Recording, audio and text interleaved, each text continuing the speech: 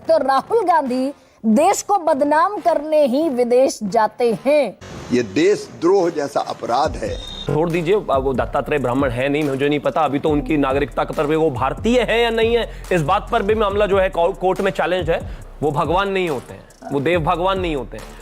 अब मैं उनसे क्या कहूं, देवादिदेव महादेव क्या भगवान है कि नहीं है? इनकरेक्ट आप नहीं बोलने देना चाहती। ठीक है, अगर आपको अपना सुनना इतना आनंद लगता है तो आप बोल लीजिए, लेकिन मुझे अब वो कहते हैं अब अनएम्प्लॉयमेंट पर भी आ जाते हैं। प्लीज लगातार नहीं। और 24 में बढ़कर हाईएस्ट 2024 का डेटा मोहतरमा अभी आया नहीं है, वो झूठ बोल रही है और रिसर्च करके आया कीजिए। आप गलत हैं, आप गलत हैं। झूठ बोलना बंद कीजिए please.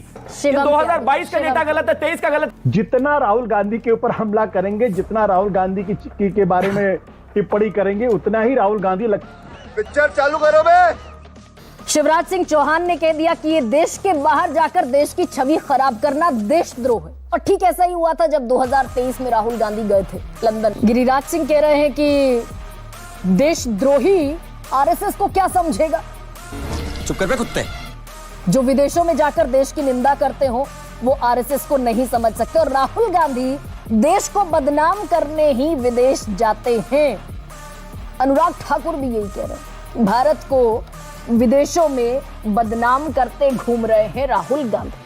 Vanished, disappeared, gone, and we saw that immediately within minutes of the election result. These are huge achievements of the people of India who realized, of democracy, of the people of India who realized that we are not going to accept an attack on our constitution. Rahul Gandhi ji नेता प्रतिपक्ष हैं और प्रतिपक्ष का नेता भी देश के लिए जवाबदेह होता है। और देश के बाहर जाकर देश की छवि खराब करना ये देशद्रोह जैसा अपराध है। वाह! कोई देशभक्त ऐसा नहीं कर सकता। लेकिन राहुल जी तो लगता लगातार तीसरी बार हारने के बाद कांग्रेस के कुंठित हो गए और अपनी कुंठा देश की छवि खराब करके अमेरिका में निकाल रहे हैं। और विषय ये भी है कि अगर कोई एक डरा हुआ व्यक्ति है, वो बेचारा 99 पे ही रह गया, और एक सरकार में रहने वाले लोग हैं जो 10 साल रहने के बाद भी अगर 240 लेकर 242 लेकर आए हैं, तो वो अपने आप में एक बड़ा विषय है।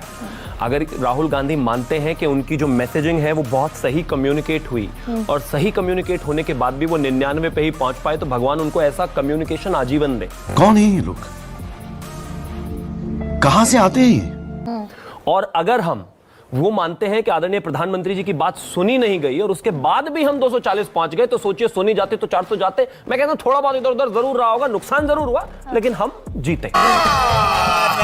झूठ बोल रहा है। राहुल गांधी के जो बयान है इसके बहुत सारे भाग हैं बेसिकली अगर देखा जाए तो। चाहे सबसे पहले डेटा की बात कर लें, वहां पर भी वो बहुत गलत बोलकर आए हैं, चाहे इसके अलावा वो संस्कृति पर बात कर लें। मुझे लगता है हिंदुस्तान के लिए अगर पूरी दुनिया में और अंतर्राष्ट्रीय स्तर पर कोई व्यक्ति सांस्कृतिक तौर पर भस्मासुर साबित होगा तो वो राहुल गांधी है। देश की संस्कृति को लेकर गलत बोलना, चुप, बिल्कुल चुप। देश के फैक्चुअली डेटास को लेकर गलत बोलना, मुझे लगता है ये उनकी आदत में आ गया है। पहले तो उन्होंने वो जो देव वाला, आपने देखा होगा अगर आपने उनकी पूरी स्पीच पढ़ी है, तो वो देव वाले विषय में बोलते हैं कि आपने वो देव वाली बात सुनी है क्या? Have you heard that term dev? वो भगवान नहीं होते हैं, वो देव भगवान नहीं होते हैं। अब मैं उनसे क्या कहूं, देवादिदेव महादेव क्या भगवान है कि नहीं है, या देवों के देव महादेव भगवान है कि नहीं है? हाँ बेटा, लगता है तुम खा के ही मानोगे। या फिर क्या राहुल गांधी में इतनी क्षमता है कि वो किसी दूसरे धर्म के, किसी डेटी, किसी भगवान के बारे में इस तरह की भाषा का इस्तेमाल कर सकते हैं? धर्म पर आएंगे शिव कि वो राहुल गांधी, उनकी इतनी हिम्मत नहीं कि वो किसी और धर्म के किसी और विषय पर इस तरह की बातें बोल सके। छोड़ दीजिए, वो दत्तात्रेय ब्राह्मण है नहीं, मुझे नहीं पता अभी तो उनकी नागरिकता के तरफ वो भारतीय है या नहीं है, इस बात पर भी मामला जो है कोर्ट में चैलेंज है। ठीक है, अब तो सब बोलते तो मतलब जैसा नहीं, तो जैसे आप अंदर हैं, अगर ऐसी ही आप बाहर है तो आप देवता हो गई। एक सेकेंड, जैसा मैं भीतर से महसूस करती हूँ, ऐसा ही आप अगर मैं वैसा ही संप्रेषण तो आप देवता हैं। अगर मैं ट्रांसपेरेंट इंसान हूँ, तो आप अगर देवता मैं निश्चल हूँ, तो आप देवता हैं। ये तो हमारे शास्त्रों में भी कहा गया। कहाँ? साले का खोपड़ी तोड़ साले। तो शास्त्रों में भी कहा गया है कि छल रहित इंसान देवतुल्य है। कहाँ लिखा? छल रहित इंसान देवता नहीं है भाई, और देवता भगवान नहीं है, ये किसने कहा? मैं यही तो पूछ रहा हूँ आपसे कि कहाँ कहा गया है कि देवता भगवान नहीं है, देवादिदेव भगवान नहीं है। आप कह सकते हैं क्या राहुल गांधी, आप या इस पैनल में कोई भी खड़ा हुआ व्यक्ति इस तरह से दूसरे धर्म के बारे में बात कर सकता है क्या? जा पूछ क्या मैं बड़े सम्मान के साथ कह सकता हूँ, पैगंबर मोहम्मद भी अल्लाह नहीं है, तो आप बात कर सकते हैं इस बारे में? इतना डिस्कम्फर्ट क्यों हो जाता है दूसरे धर्मों को लेकर? शिवम त्यागी, बताइए। आपने कहा राहुल गांधी ने विदेश की सरजमीन पर गलत आंकड़े रखे। अब मैं उस पर, मुझे समझ में नहीं आ रहा आप इस पे इतना डिस्कम्फर्ट में क्यों है, उस पर भी आऊंगा। Thank you. तो सबसे पहले एक विषय ये क्लियर किया जाए कि अगर आप सांस्कृतिक बात कर रहे हैं, अगर आप सनातन की बात कर रहे हैं, अगर आप देश की संस्कृति की बात कर रहे हैं, तो कृपया करके इस तरह की मिस इन्फॉर्मेशन ना फैलाएं। आप नहीं जानते इसके बारे में, कोई बात नहीं, मैं भी पूरा नहीं जानता हूं, लेकिन मुझे पता है कि मैं उस सब्जेक्ट में घुसूंगा नहीं जहां मुझे पता नहीं है, तो कृपया करके इस तरीके से अपमान ना करें। एक, अब आगे आता हूं। मैंने क्या कहा? प्रधानमंत्री नरेंद्र मोदी का डर खत्म हो गया देश की जनता से। डर होता ही नहीं, डर से वोट ली जाती है। लोकतंत्र की कोई बात राहुल गांधी ने कही नहीं। डर से वोट ली जाती हैं। आप नहीं जानते, डर में आपको कोई गले पर देश में पिस्टल रखकर किसी से वोट दिलवाता है क्या? अरे फिर कमाल बात हो गई। मुझे अपने, मैं बिल्कुल मिसकोट नहीं कर रहा हूँ। आप एक्चुअली क्या है, आप एक्चुअली क्या है, अब आप एक्चुअली तो साला बहुत नीच आदमी रहे। तो मिसकोट कर नहीं, कौन सा मिसकोट किया बताइए ना। अब मैंने राहुल गांधी की धर्म वाली बात मिसकोट की क्या? मैंने राहुल गांधी की धर्म वाली बात मिसकोट की, आपको लगता है? तेज बोलने से आप अगर नहीं बोलने देना चाहती हैं तो मैंने राहुल गांधी को धर्म के मामले पर मिसकोट किया क्या? बताइए। नहीं, सच बोलो, सच बोलो। राहुल गांधी ने डेमोक्रेसी पर, इंडियन डेमोक्रेसी पर कोई बयान टेक्सास में नहीं दिया। विदेशों में लगातार सवाल उठाते आए हैं। टेक्सास में दिया है क्या? अभी आपने कहा और क्या उन्होंने गलत बोला? राहुल गांधी कहते हैं कि वो जो अनएम्प्लॉयमेंट रेट है वो चाइना में बहुत बेहतर है। मुझे समझ में नहीं आता कि 2007 का आज तक जो कॉन्ट्रैक्ट है वो उनको इतना काम क्यों करता है, ट्रिगर क्यों करता है? धीरे से चाइना की तारीफ करके निकल जाना क्यों? उस पर एग्जांपल दे रहा हूं। क्या बोला तूने? एक पहले क्या बोला? चल। वो कहते हैं कि वहां पर यूथ अनएम्प्लॉयमेंट का इशू नहीं है। 17% यूथ अनएम्प्लॉयमेंट है। भाई डेटा पे झूठ बोल रहे हैं आप। हिंदुस्तान की अगर मैं बात करूं तो हिंदुस्तान में जो बेरोजगारी दर थी वो 4.8% थी 2023 में, और चाइना में 5%।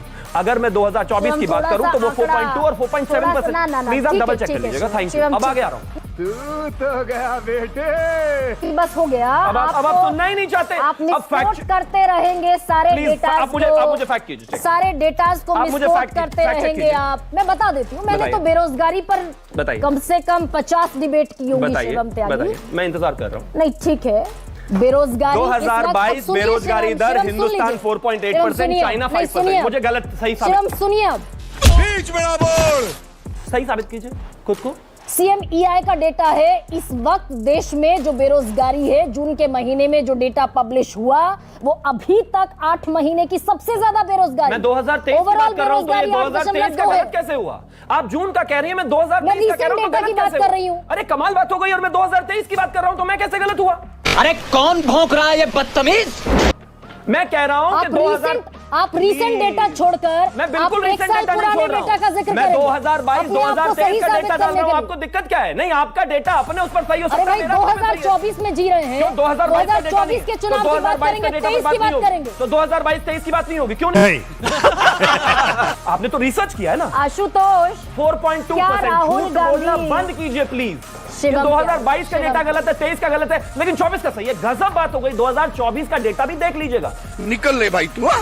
चल भाई चल, निकल ले भाई, निकल निकल, अरे निकल। आशुतोष, राहुल गांधी अगर ये बात कह रहे हैं अमेरिका के टेक्सास में कि देश में बेरोजगारी बढ़ी है, चाइना हमसे बेहतर कर रहा है, क्या ये फैक्चुअली इनकरेक्ट है? भाई मेरी जानकारी में तो नहीं।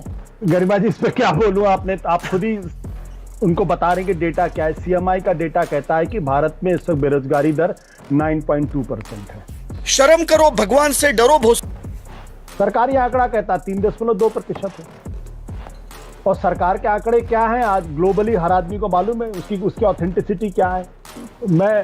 इसलिए मैं ये कहना चाह रहा हूं कि सबसे बड़ी बात तो ये कि मैं भारतीय जनता पार्टी को बहुत मुबारकबाद देता हूं कि वो राहुल गांधी को इस देश का सबसे बड़ा नेता बना के मानेंगे। अभी मजा आएगा ना भिड़।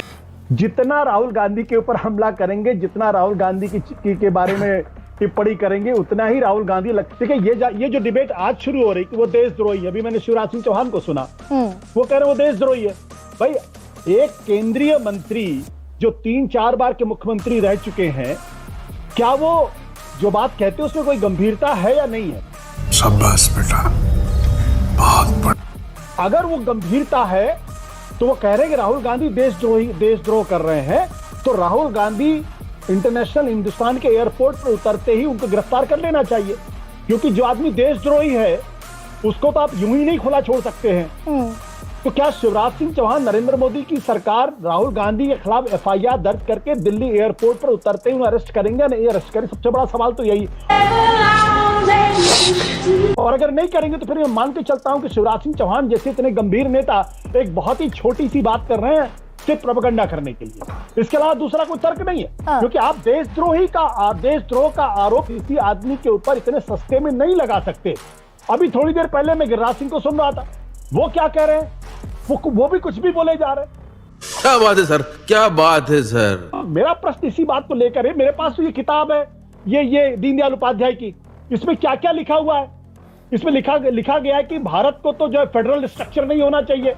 इसमें यह भी लिखा गया है कि भारतीय महिलाओं पुरुषों को डिवोर्स का अधिकार नहीं होना चाहिए क्योंकि यह धर्म सम्मत नहीं है। इसमें यह भी लिखा हुआ है कि भारत को धर्मराज्य होना चाहिए। तो जरा पूछिए भारतीय जनता पार्टी के प्रवक्ता से कि भारत को धर्मराज्य घोषित करेंगे कब करेंगे? लेकिन क्या आशु, क्या ये भी एक मैटर ऑफ कंसर्न है क्या कि चाइना, जिसके साथ हम LAC पर, लाइन ऑफ एक्चुअल कंट्रोल पर अभी तक का हिस्ट्री का सबसे बड़ा स्ट्रेस फेस ऑफ कर रहे हैं, राहुल गांधी को क्या यहाँ पर एहतियात बरतना चाहिए चीन पर या ऐसे सेंसिटिव मुद्दों पर कुछ बोलते हुए? Not bad. Now you. बिल्कुल नहीं। बट जब भारत चीन के साथ जंग लड़ रहा था 1962 में, तो अटल बिहारी वाजपेयी ने क्या कहा था? अटल बिहारी वाजपेयी ने जवाहरलाल नेहरू की तीखी आलोचना की, और यहां तक नहीं, उन्होंने ये भी कहा कि संसद बुलाई और इस पर चर्चा होनी चाहिए।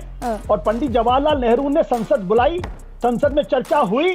तब तक जवाहरलाल नेहरू ने ये नहीं कहा कि आप युद्ध के दौरान संसद को बुला के भारतीय सेना का मनोबल गिरा रहे। मजा आया। ये नई व्याख्या है। नई व्याख्या इसलिए है क्योंकि चीन भारत की जमीन पर कब्जा करके बैठा हुआ है और भारत की सरकार उस सच्चाई को छुपाना चाहती है। हकीकत यह है, और इस बात की पुष्टि एक बार नहीं कई बार हो चुकी है, आज भी उस सच्चाई को छुपाना चाहती है। तुम्हें शर्म है? कुछ शर्म आया है?